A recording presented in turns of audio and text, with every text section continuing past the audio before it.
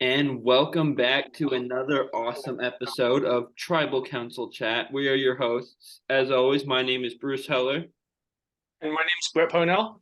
and we have a really fun episode for you guys today. And this week, we're going to be talking about an era of Survivor that doesn't get talked about very much. That, as we were texting and planning, Brett has referred to as the Dark Ages, which is the span from 21 to 25. So Nicaragua through Philippines is what we will be discussing today and having some fun with. Absolutely. And basically, what we kind of wanted to discuss is take some seasons that don't get talked about as much and start by talking about moments from them and just picking a few before we're going to go in and bring back one of our old fun things by doing a draft that we want you guys to participate in after. But let's just get it started, Bruce. What's your favorite season out of this era? My favorite season from this era, and this isn't a season that's super high on my rankings, but I am going to go with Philippines. What about you? I am gonna go with Redemption Island, one that I rate higher than most people. I do too. That's a solid season, honestly. And What about your lowest ranked season out of these five? probably Nicaragua. I'm gonna agree with you there. This may be controversial in the Thailand in the Survivor community, but I have Nicaragua below Thailand on That's my fair. rankings list. But that being said, a low ranking season of Survivor is still better than 99.9% of what's on television. Yeah, so I have my tier rankings pulled up right now, and there was only 42 seasons when I did this, but I had Nicaragua at 38. So I had Nice. Heroes, Healers, Hustlers, Island of the Idols, Fiji, and Thailand below it. But that's it. Makes sense. And I had All right. Philippines at 23. So let's get into it. I'll throw the floor to you. So just so the audience knows, our first segment we're going to talk about really our three favorite moments from this era each. That doesn't have to be like the greatest moment or a game-changing moment or something, just something that we as a fan really remembered from that season that stuck out to us. So Bruce, what is the first one that you want to talk about today? Um, One that and mine aren't really in any sort of order, but one that That's sticks out fine. to me is at the end of Redemption Island. We finally see Rob get a win. As you know, and by this point, he's already become probably the most iconic character in the history of the show and one a lot of people believe to be the best. And I kind of liken this to another show you and I watch, The Challenge, with CT, who's one of the greats of the challenge. It took him forever to get that first win. And so Rivals 2 comes around and he finally gets that first win and it's the series. So Great comparison, because I mean, probably the two most famous guys from Boston on reality television. yeah. Yeah, I definitely like that pick. Mine to start, I'm also gonna go to Redemption Island, but it's gonna be a moment earlier in the season, not from day 39. And that is one of my most memorable moments in here is Boston Rob finding a clue for an immunity idol and throwing it into the largest volcano in Central America, Mount Oh yeah. Ometete. That's great. I love that so much. Yeah. And it's just Same. it's kind of peak Rob because it's such a cocky thing to do. But that's kind of who he is on most of And his he seasons, already is has it, cocky and so he arrogant. doesn't need it. Yeah, it's great. All right. What's your section? Um, this one isn't necessarily a funny moment because of what happens on the show. This kind of has to do with some stuff off the show that we're not going to get into. But if you don't know, I mean, and you're curious, feel free to look it up, but we're not talking about it here. And that is from Philippines. And Abby Maria accidentally dropping a coconut on Michael Scoopin's head is kind of Yes, funny. that was great. Just Any joke we can get as a community at the expense of Michael Scoopin, so far worthwhile. yeah, and And especially coming from Abby, she's one of the best characters of all oh time. yeah, for sure, definitely. So what's your next I'm one? gonna I'm gonna shift my next one. Not really necessarily a funny moment, but I think one of the really great moments of Survivor from the human experience, and that's the final tribal council in One World Oh and yeah, Kat Edderson's jury speech oh yeah, it's in great. regards to her complications growing up and how she's learned to forgive getting blindsided after infamously finding herself exiting the game seconds after saying "I love blindsides," Oh yeah, it's to great. then turn around and back him 100%, who played one of the most dominant games of all time. Yeah, and I love Blindsides is also a hilarious moment. She's got so many of those funny quotes like that. She does. And that's honestly a good segue because I think that's where I was going to go for my last one was I love Blindsides because Kat just has so many of those funny quotes like that. Oh, she does. And in her second season, it's why would Hayden want to date someone that doesn't make the merge, which sounds so funny when you're watching it, but that's an actual thing she was struggling with and thinking about on the island. Yeah, and it's like nobody would care. No, and Hayden didn't care, but just No, Kat is just kind of quirky like that, so it's funny. yeah, she just like we were just talking about Abby. She's also one of the best. Kat's one of the best characters in this era. Oh, definitely. And then for my final one, I am gonna go with a game moment. It's highly debated in Survivor whether it was a good move or not, but it certainly gave us one of the best tribal councils of all time, and that's Cochrane blindsiding Savai after Ozzy quit the game essentially and chose to go to Redemption Island. Well, I don't know if I'd say quitting the game because his goal was to come back at merge, which for Ozzy, that's about as strategic as it gets. But and you know this, I don't know if we've talked about this a ton on the show. I love Cochrane. Cochrane's my sixth favorite winner. I think I'd have to look at the list I made. As Nice. for this move, like I get why he made it. Like he I mean, he the way it Savai had ultimately worked out. ostracized him from the beginning and kind of made Yeah, him feel like the guy left out. I get why he made the flip. I still don't know if I'd call it a good move though. Like I kind of get both sides of this argument because it kind I of mean, to always me, seemed I clear think that it. once the rest of Savai was gone, Upolu was going to be getting rid of Cochrane before any of their own people. I don't know what he thought was going to happen differently. I still think to me it's a good move, but I mean, who would have known about to put it in blunt terms as I can, the religious cult that Coach was leading on the other side of that beach.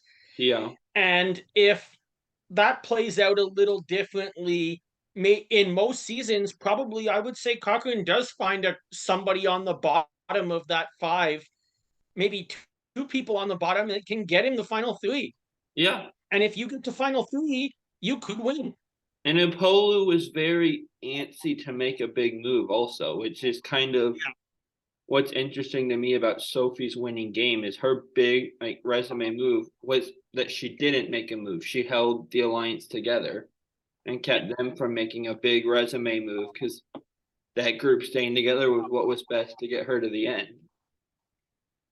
And I Absolutely. don't know how she put up with Coach for 39. That's not even the most annoying version of Coach, but how she put up with Coach for 39 days, Token I'll Chains never is way know. worse. No, Token Change Coach is the worst. And Yeah.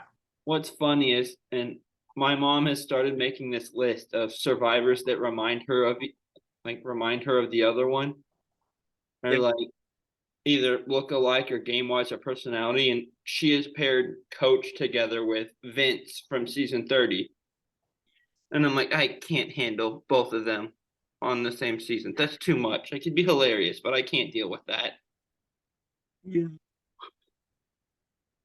But yeah, That really was a good. winning game by Sophie that doesn't get highly rated a lot because I feel like people don't understand it completely. But good for Sophie. Yeah, agreed. So let's get into segment two, where we're gonna do go back to doing a draft. We haven't done one of these in quite a while, especially as just you and I. So just to lay out the rules for the audience, we are each gonna pick 10 players, so that way we can put it into Brand Steel after and actually run a simulation. Each tribe needs to have the following as rules: one player from every season of the five men and five women, so an equal split, and at least one player from the pre-merge and one player who was made the merge but didn't make the final episode. Sound good? Yep. Uh, and with that, we spun a wheel before we started, and I have the first pick. So you ready to get it going? Yep. Can you hear me? Yeah, I'm good to go. Perfect. I can hear you for a second. No problem. So let's get this draft started, and we are going to do it just like a professional sports draft with my first overall pick, Rob Mariano. That's a good one. Honestly, I figure he would probably go first, no matter which one of us was going. So I am going to follow that up by taking a winner of my own and not somebody that won within this era, but won the season after this era we're talking about, but played on this era, and that is John Cochran. Excellent picks.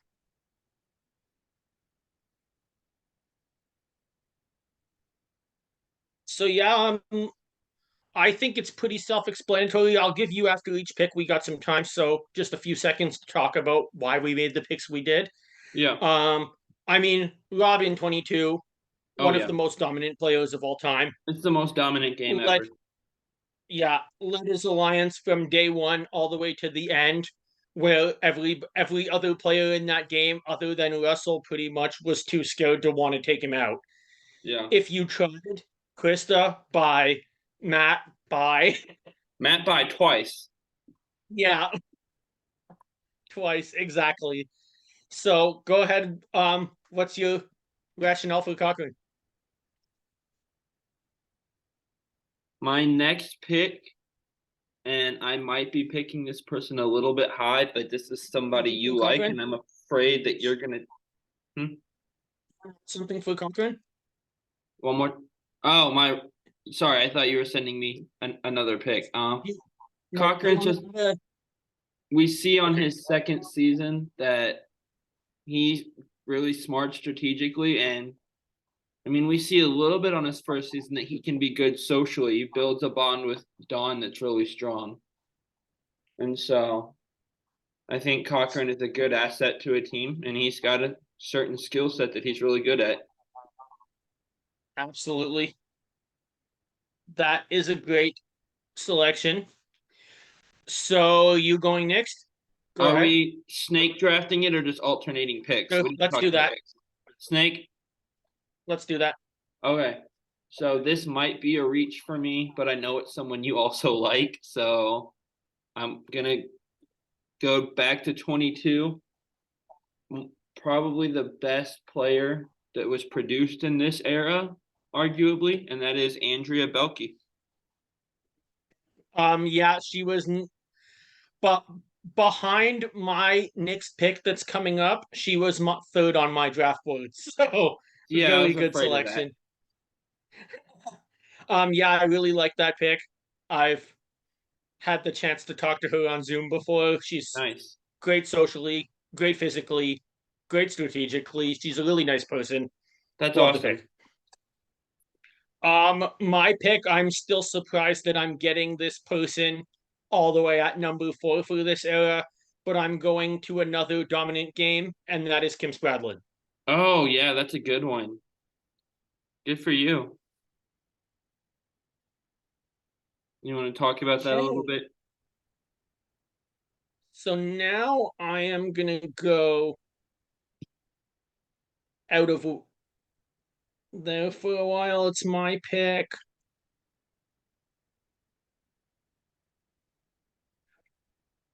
This pick, I'm gonna go with my player to make the merge, but not make the final episode. Someone that I thought was gonna go much further, and it just kind of fell apart with an alliance that she built early from Philippines, OC Santa. Oh, she was on my draft board, so good for you. Yeah, I like her a lot. You're Really going for two, underrated her character. and you're up for two now. Okay, so I am going to go with my pre-merger and go to South Pacific and somebody that I feel like might have been able to play a really good game. We really didn't get to see very much because Brandon Hance thought she was cute and thought, like, hey, this is a reason to vote someone out. So she goes home because of Brandon and coach. And I'm going with Michaela Wingle as my pre-merger. On my pre-merge list, she was number one. So I really like that selection. Nice. And you have another pick. Okay, I'm going to go with a pretty popular fan favorite player here. Good in challenges, really good socially, can be good strategically, and that is Malcolm Freeberg. Excellent pick.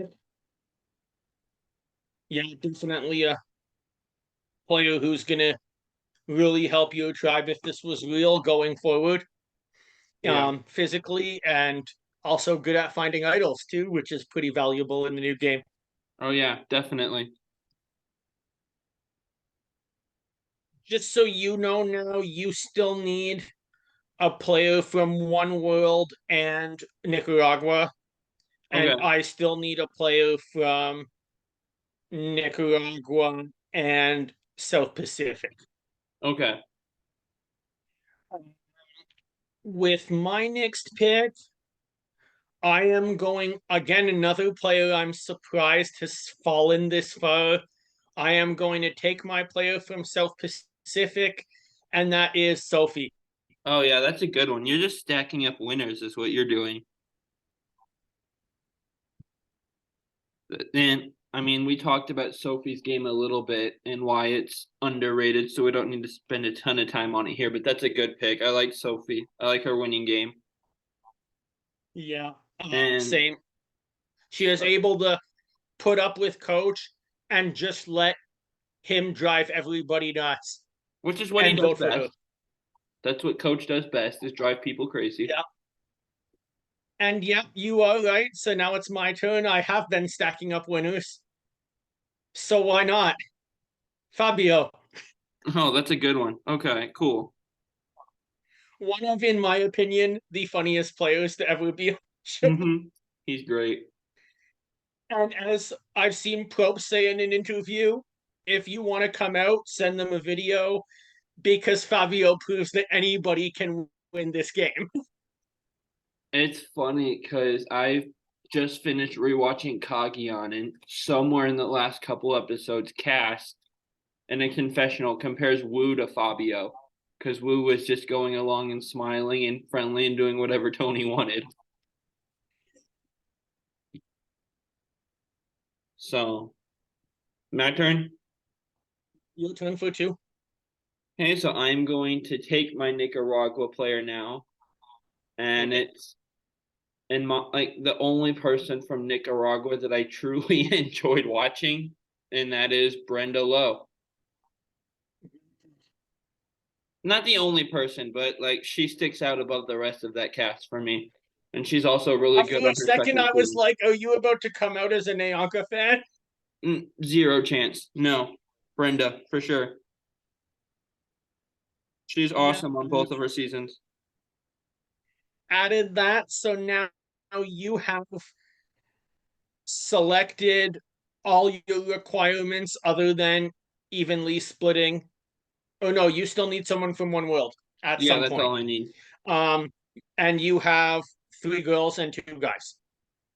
So I will even out my guide and go to Philippines. And this isn't someone that was introduced in this era. This is actually this person's last season, but I love this person, and that's Jonathan Penner. Pick. He's great on Philippines. I love him. He's hilarious to me and great TV on all of his seasons. So Yeah, absolutely. Someone that I think things go a little bit differently at the mutiny could have won the game in Cook Islands. yeah, he just handled the mutiny pretty badly and then flipped back, which took both sides off. So All right, so I am now up. Um, I have 21, 22. I still need, no, I have 23. Also, that's good. I've picked all my 5 seasons out of 5 picks. wow. I am gonna go to Philippines as well and even out my guys and girls ratio and pick somebody that is a player that came midway through the merge, I thought could have gone very far. Also, someone who happened to live in my home province of Ontario for a little bit of his career with the Toronto Blue Jays, Jeff Kent. Oh, nice. That's a fun one. His exit confessional is hilarious. One of the best of all time. That is amazing. That's a good pick. I, I mean, he was coming for Penner most of it, so I never really was rooting for him on the show. But if I wasn't a Penner fan, I probably would have really liked him. And then now to make my seventh pick, I'm going to go to another mid range juror, this time from South Pacific. And that is someone that I think could have gone very far if Cochran doesn't flip Whitney Duncan. Oh, yeah, I could have seen her going pretty far. That's a good pick. I don't remember her game a ton, so I don't have a ton to say here, but I remember like she stood out a little bit to me. Yeah. Okay, so is it my pick now? Okay. I am going to knock one world out of the way, I guess, and take Kat Ederson. I mean, we talked about her a little bit earlier. And so, super funny person, character on the show. And I enjoyed watching her and both of her seasons. So, I think she'll add an element of fun to this tribe. Absolutely. I love the pick. And now you have. We both need one more girl and two more guys. Yeah. We need a pre-merger. You know, so is it you or me? You. Okay, so I'm going for my last girl, going to go back to another pre-merger and go to Redemption Island and take Stephanie Valencia, someone that if Zapatera isn't the tribe that they are, she probably gets to the merge and could have done pretty well. But once she If decided to align herself with Russell, that was pretty much it for her on Zapatera. They weren't going to bend at all. So on Zapatero, that was it. But I mean, I see situations where she wins it as the Natalie White, the poverty of the season. yeah, I mean, it was a valid strategy for her to want to align with Russell. You've seen that work for two different people. But Exactly. Zapatera is kind of a weird, annoying tribe. So,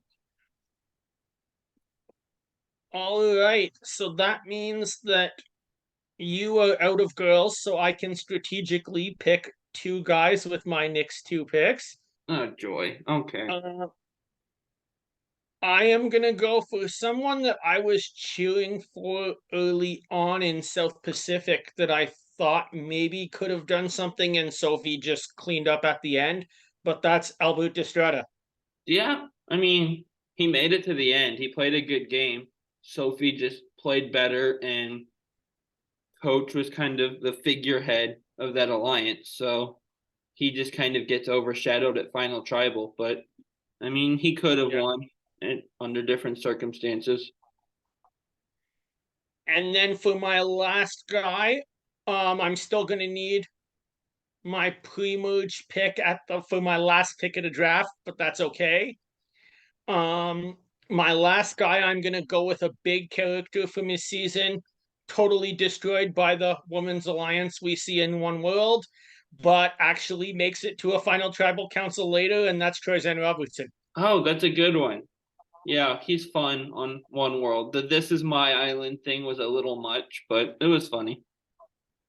I mean, he had nothing to lose, so it was great TV. Yeah. Speaking of great TV, my next pick is someone that went home first, but man, he went down in just a really crazy, messy blaze of glory, and that is Zayn Knight. The Interesting. the it's entertainment. My tribe's gonna be good Yeah, TV for this pick, if nothing else. But his I strategy like of tell people I want to go home so that I know who's on my side, and the people that are on my side will convince me to stay kind of makes sense, but also never say you want to go home unless you do. But like I said, he goes home first, but it's such an entertaining, funny way that he goes home, just in a blaze of glory. So, I like it actually. And now you have one more guy pick, and then your team will be full, and then I have my the last pick of the draft after. okay, so one more guy. Okay, here's what I'll do. Somebody that also has a pretty strong jury speech, and I'm going back to Redemption Island again. And my team is kind of Redemption Island and Philippines heavy, but those are the two best seasons from this era. But I I'm going agree. to David Murphy. I like him. Absolutely. I know he kind of annoys people from what I can tell online, but I liked him. His game was fun. His jury speech was just a campaign for Rob, which was great. Oh, great jury speech.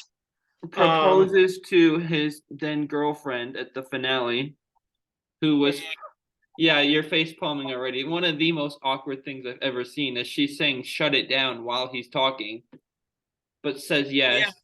And then, there's that. There's Cat after Blood versus Water, and there's Joey getting booed off stage and there's Sia making her first award and stealing Michelle's night. That is like the foremost cringe jury reunion moments, according to me. um, I don't remember whether it was China or Heroes versus Villains, but I'm pretty sure Probst asked Courtney if she was anorexic or something like that at one of them. Those things that have happened on TV when it's live. Yeah. Okay. So you have one more pick, then we have a line blindside One more first two. pick. This has to be a pre-merger. And I am gonna go with somebody that I think a lot of people kind of forgot about. Maybe she made is remembered for some of the wrong circumstances based on what happened with another player, but someone I really like that I think could have went far in another season, and that's Kelly Bruno from Nicaragua. Oh, that's a good pick. I wasn't sure where you were going with wrong circumstances, but yeah, that makes sense. Um, with Nayanka tackling a disabled person to the ground. Yeah, Nayanka and Colton both got produced in this era, and they're two of the most irritating contestants the show has ever seen. Yeah, They're both absolutely. awful. They're And just, none of us mentioned Colton in this. and it's not even like Debbie and Coach where you're annoying, but you provide entertainment. Those two are both like Nayanka and Colton are just awful. There's no redeeming value to them on the show. I hope they're not listening to Anyway, this. hopefully not, but I highly doubt it. Yeah. Anyway, yeah. Time for our last segment. Ally blindside first boot. Do you want to start or do you want me to start? I will start. So I'm going with three people from Philippines that just kind of don't get talked about very often, if ever. Yeah. And real quick, because one of them is from Matt Singh. I meant to mention all of Matt Singh as one of my three moments earlier. I had it written down, just totally forgot about it. What a weird tribe, just from top to bottom. Great entertainment anytime we're watching the train wreck that is Matt Singh. And so, Yeah, absolutely. Yet they produce a winner. yeah. And so my first person architects one of those great Matt Singh moments of saying everything would be better if we had cookies, and that's Angie Layton. The second person is Pete from, I forget his last name, from Tandang on Philippines, and the third person is Katie from Calabao. That's a good one. I am going to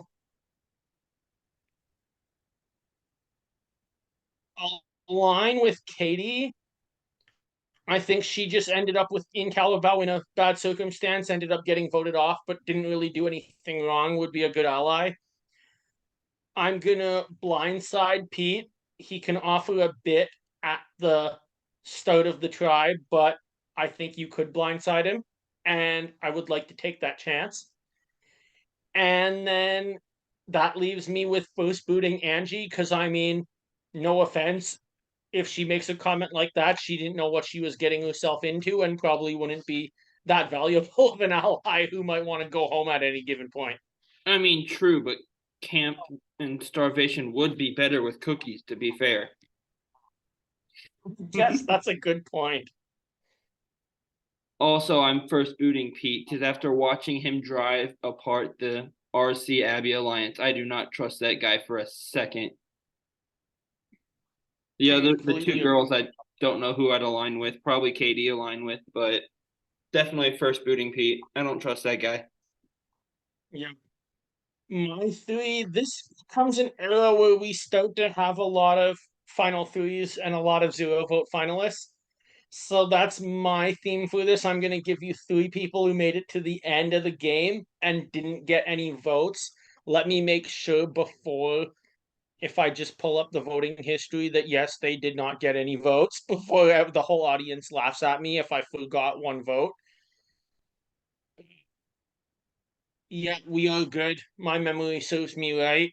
Good job. Your options are from South Pacific, Albert, from Hmm. One World, Chelsea, and from Redemption Island, Natalie Tenorelli.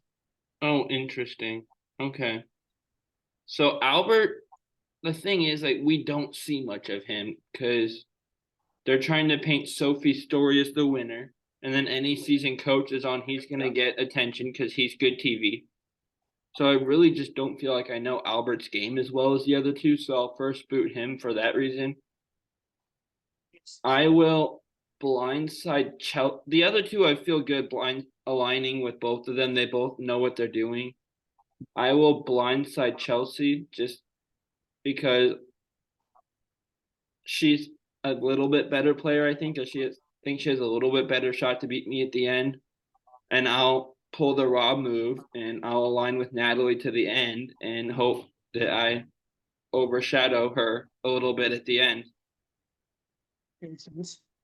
I'm with you, aligning with Natalie. I think I'd flip it. I would blindside Albert, and I think he'd be better on the jury. I'd probably first boot Chelsea in this situation because, again, she learned from Kim. She knows what she's doing. Yeah, that's terrifying. Anyway, that was a great episode. It was. It was so much fun. So look out for us online, grab your coaches, and head back to camp. Bye, guys. Follow us on YouTube and Facebook and Instagram. Have a great week. Yes.